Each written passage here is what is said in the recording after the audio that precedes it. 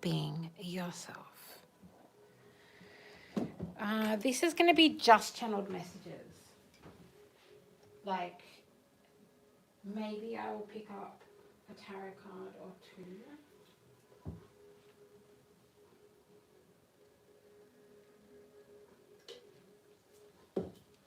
I'm working with a lantern, or a torch, you might say. Okay. So this child message, this is a channel message I've been wanting to make for quite some time. And, you know, this funny thing happens when you're somebody who does this kind of work.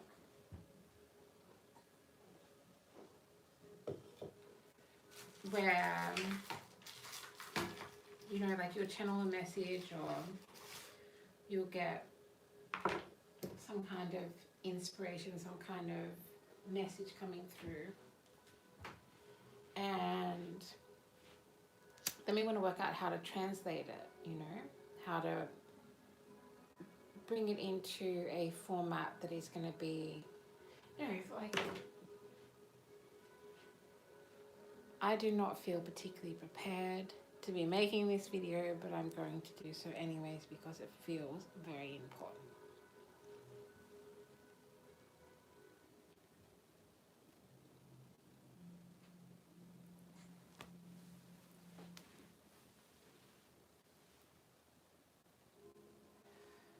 And I just have some music playing in the background.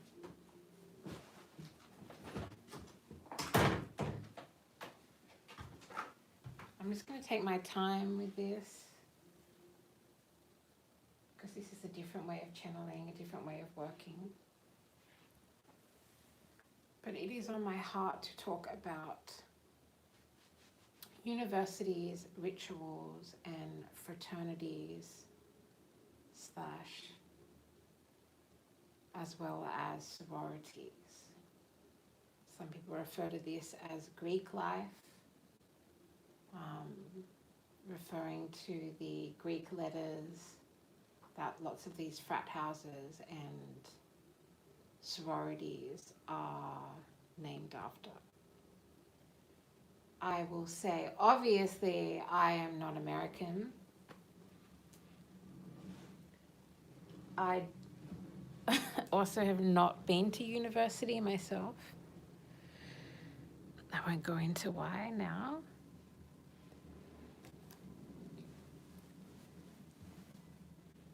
So it's actually a culture that's it's not necessarily part of the Australian experience and culture of projecting all projections.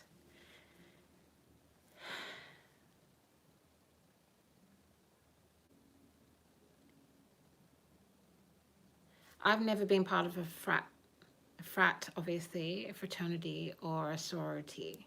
I've also not gone to university. Lots of people don't understand opening up to clear and divine guidance will be most beneficial for everyone involved. Lots of people don't seem to understand the connection between rituals,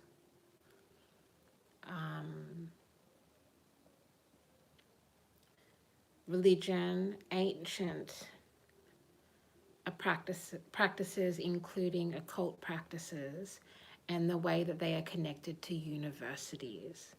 In Australia, we call them universities. In America, you call them colleges. We also have colleges here, but they're more like community schools, I guess. So what people need to understand, if you're just joining us, this is just complete channeling. So thank you for being patient with this process. I will also make it very clear that I am a medium, that I pick up on a lot of messages, energies,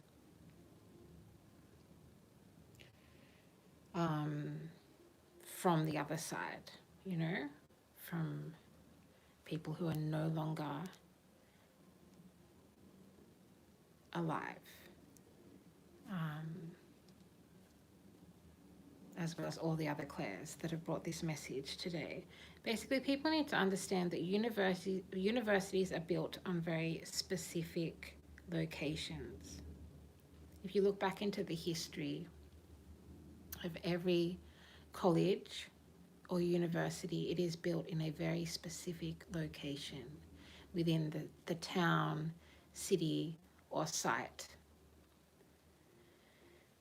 Even further back, if you look into the way that towns and cities are planned almost everywhere, it is through a process of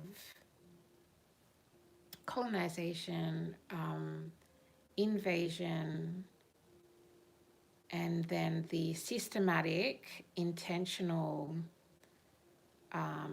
obstruction and breaking down of Indigenous ceremony and Indigenous practice. So, you know, a group of people, I'm not even going to talk about ethnicity, because we all know the history of the minority and the majority of who have been the invaders and the invaded. And they will come into a land and they will notice the way the Indigenous people are using the land. This is going to tell them a bunch of things.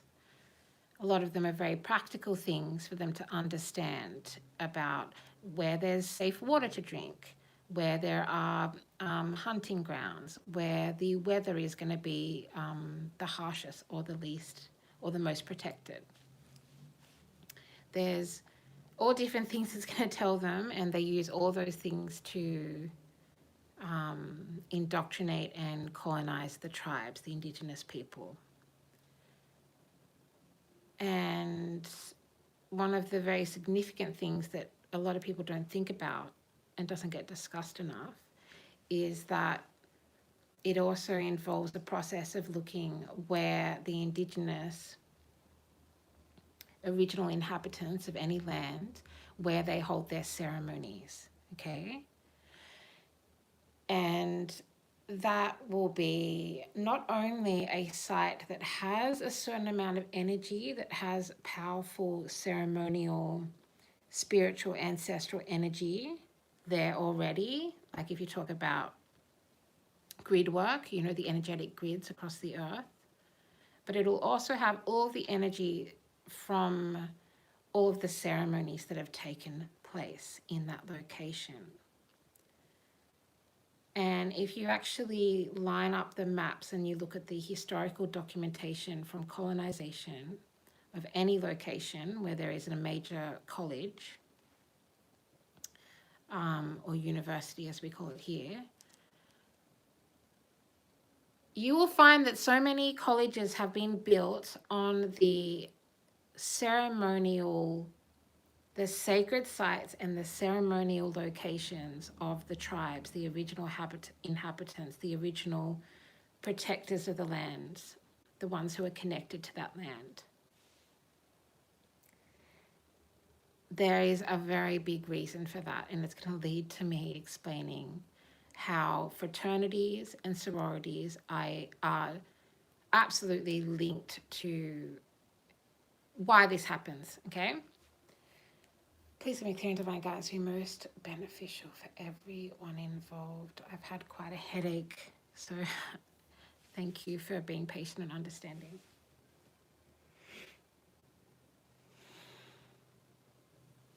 The other thing that a lot of colleges do is they choose the location that is actually a burial site.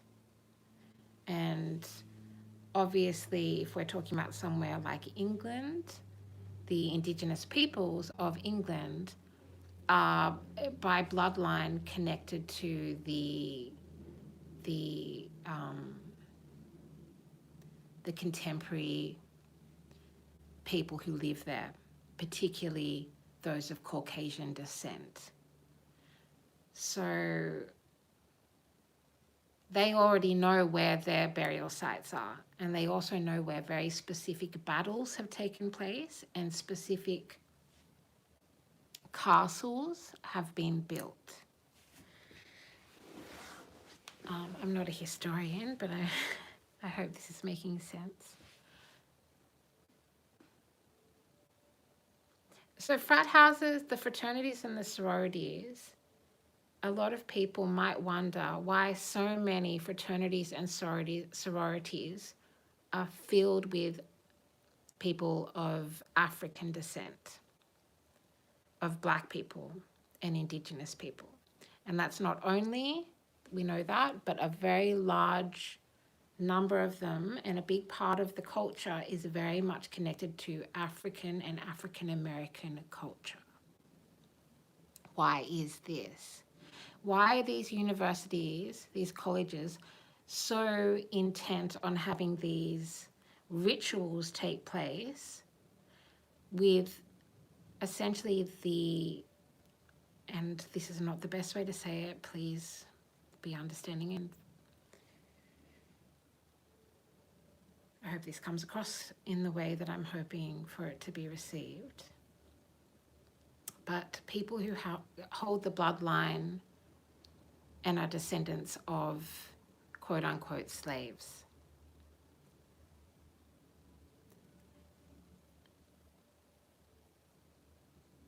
On these specific locations. Because after colonization of these different locations and lands, including even the Western countries that were not colonized, in recent times or anything, projecting all projections. What came after was slavery. And this has happened in all different forms across the entire earth and is not restricted to, and was not only something that was done to Africans and Black people.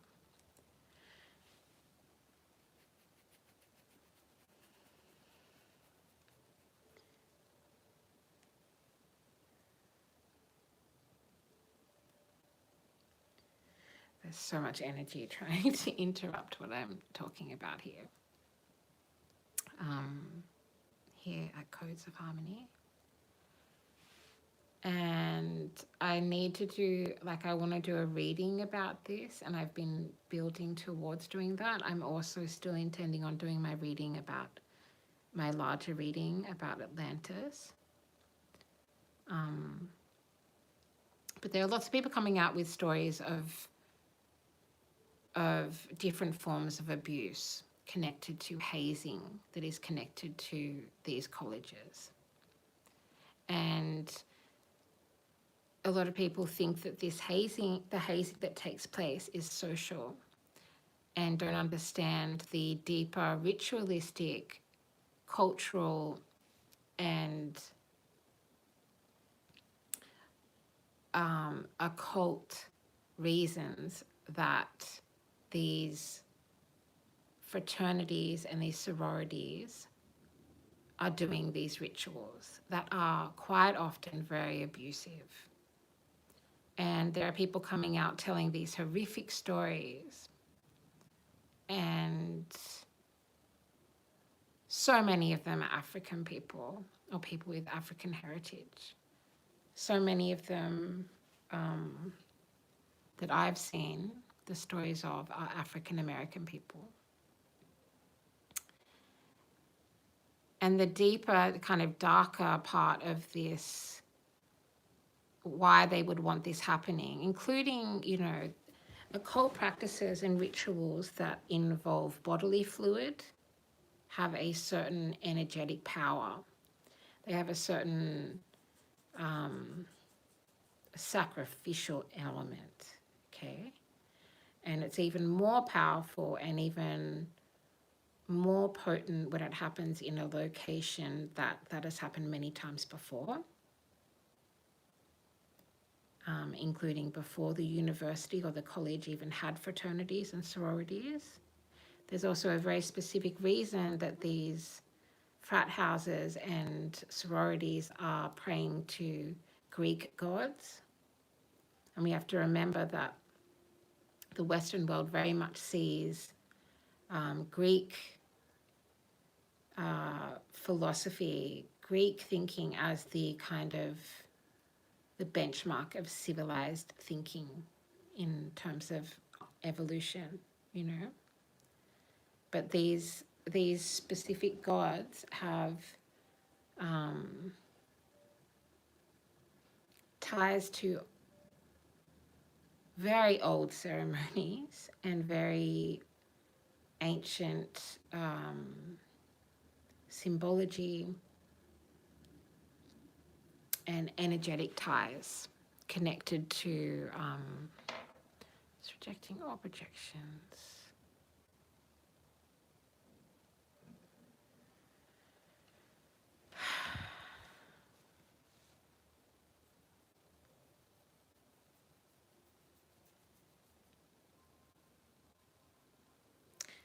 And it does make me very much think about, hi, welcome on in.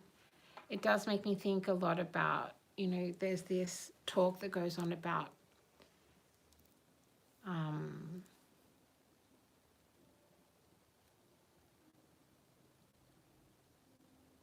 what's the best way for me to talk about it? Rejecting all projections, calling in clear divine guidance that'll be most beneficial for everyone involved. There are ceremonies taking place in colleges and universities. Some of them are the most expensive, the most, you know, Harvard, these very high-ranking colleges, right down to ones that are not respected as much, that are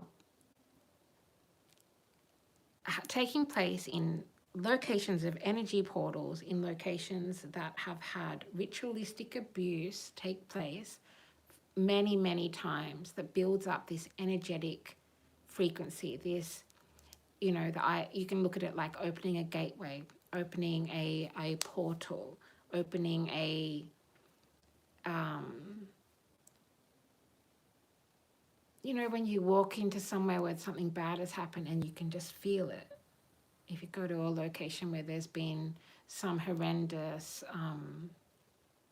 you know, incident has taken place, or there's been massacres, or there was a, you know, something bad has happened, you can feel that. That feeling is something that is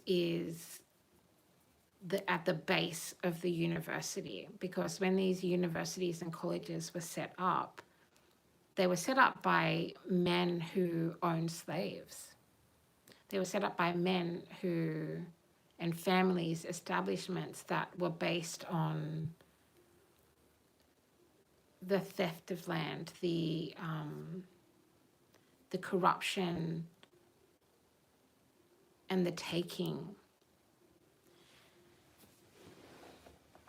Please give me clear and divine guidance. So I have all of these. I have all of these people that I believe there are a number of victims of fraternities and sororities that have been coming through in meditation, particularly people that are no longer here.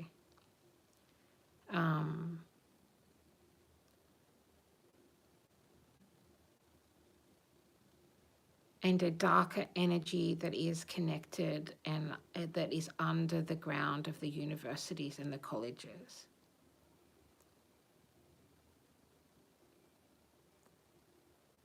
And how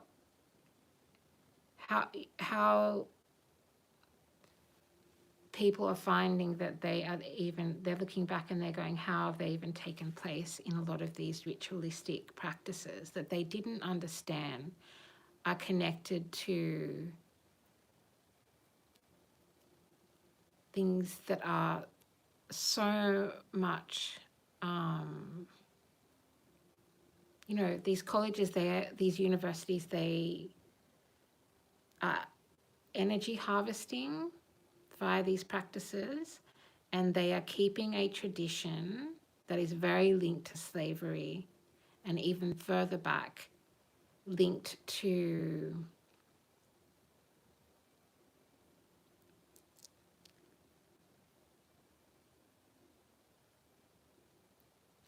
I just keep hearing sacrifice, sacrifice. And that word is evolving in our collective understanding of what that word means.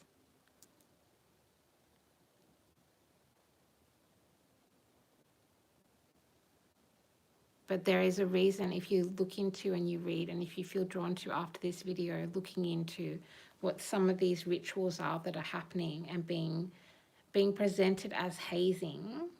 And it's not just Black people.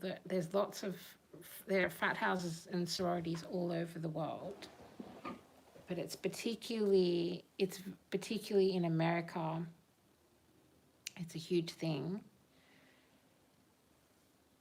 And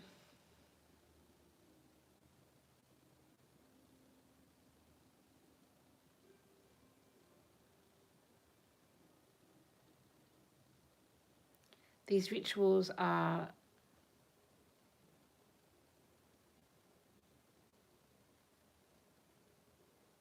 okay. I think I will make another video. Just hit on 21 minutes and 30 seconds. So even though this hasn't been as organized as I wanted it to be, I have been literally wanting to make this video, like to open up this conversation and honor these spirits that are communicating with me about this issue.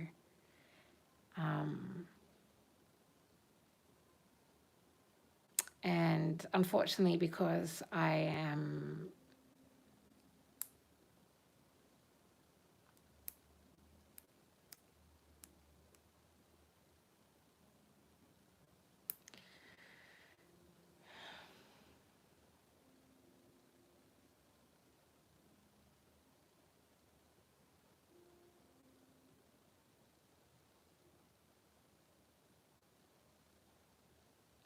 a lot of us think that there are gods that are no longer prayed to, or that, you just say their name because everyone else in the room is saying it. Gods that were written about or depicted in cave paintings or artworks from hundreds, sometimes even thousands of years ago. And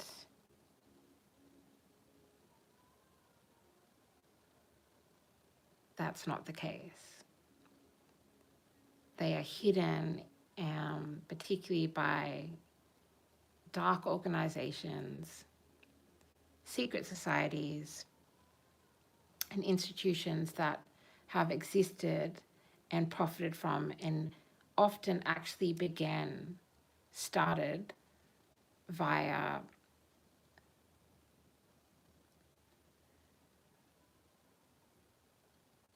occult practices. And I'm talking about the bad occult practices, because I'm not even going to get into that right now.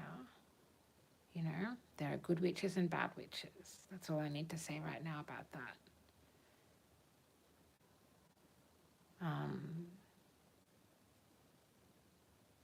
But there is something to be said about profiting from,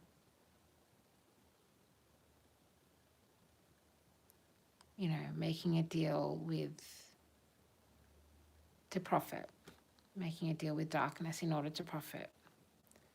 There is something very, very linked to the universities and colleges and educational institutions.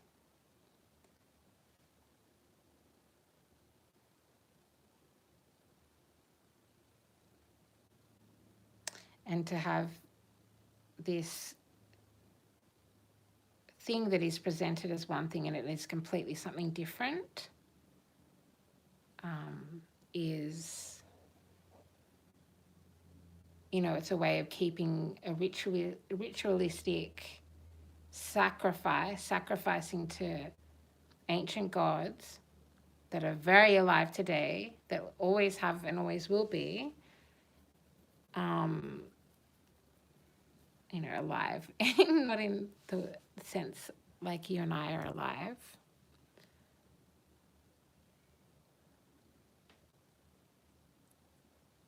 And people don't realize that they're part of it. They don't realize that they're part of that practice. They just think, oh no, I just want to be part of the cool club or whatever. And it's like, no, you're actually, those tears that you're crying in the hazing ceremony, that, you know, the body fluids that are dripping onto the earth and the ground of the university, seeping through the cracks in the concrete of the college dormitory, that is actually all part of a ritualistic practice that has been going on for a very long time. And it is part of the ongoing oppression, and the bolstering of evil, you know, oppression over good. Not even just talking about race, not even talking about minorities, actually talking about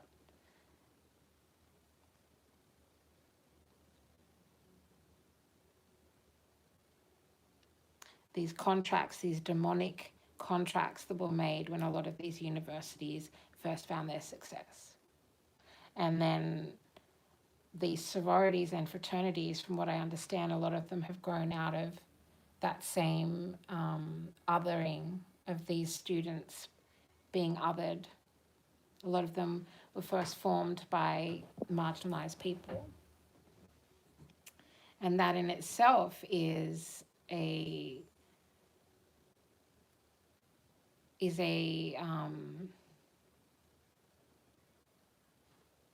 you know, it's a catch-22. It's very much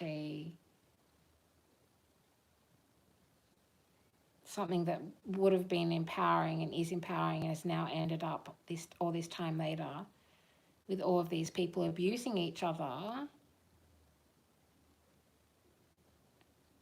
with no awareness of what they're actually part of and what they're worshipping and what they're awakening and what they're calling in and what they are being used for to continue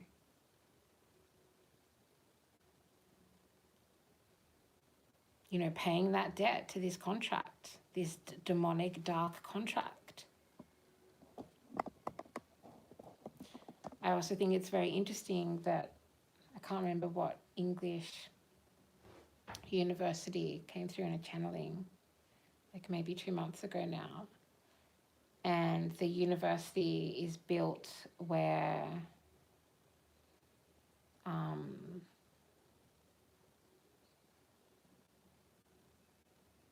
one of the kings, their head was buried.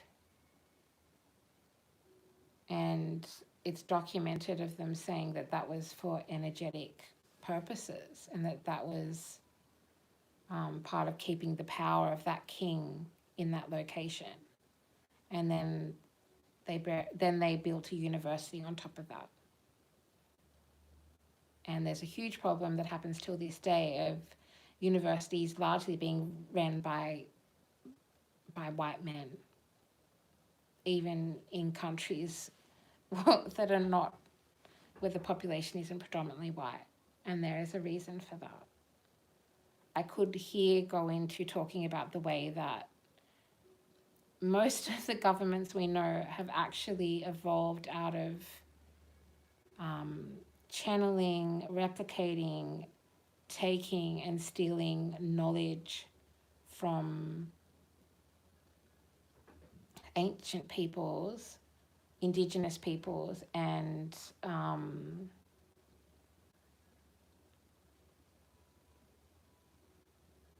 what would you call it? Oh God, I don't want to use any of those words. Places like Egypt, you know? Places like Africa, Morocco, where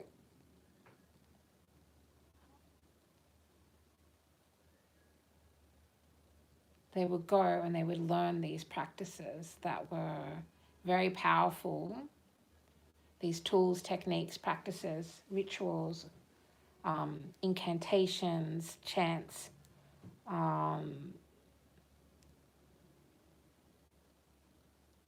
Gnosticism, and then they would take it back to wherever they came from, and they would then use that to set up governments and set up large institutions and set up dominating,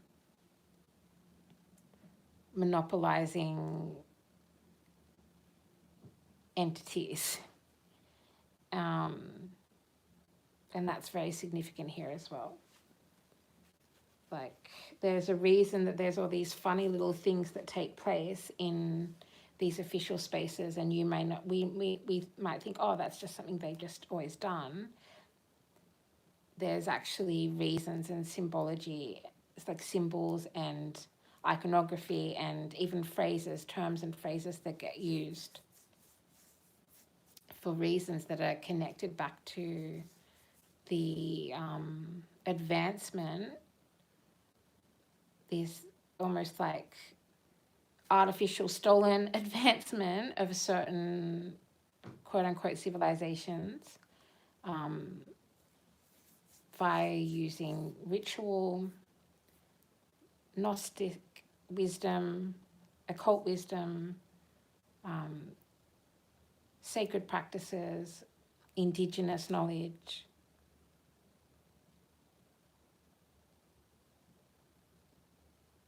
And even I would go so far as to say, trigger warning here, the DNA, the bodies, and the DNA of people connected to those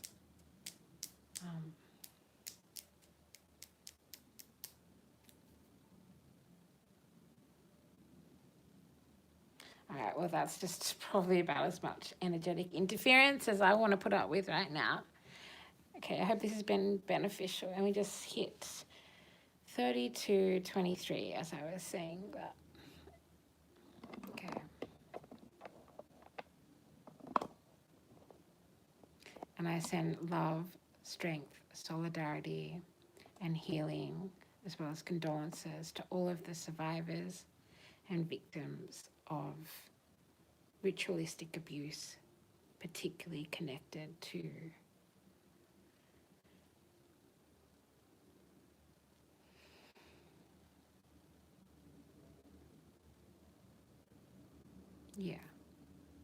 thank you. Oh, and thank you everybody who does support this channel. I'm grateful for you.